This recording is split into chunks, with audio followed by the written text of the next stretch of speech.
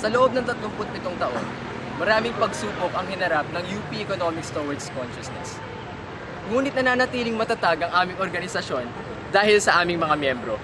Iba't iba ang aming mga pinagmulan, ngunit ano nga ba ang layuning nagbubuklod sa amin?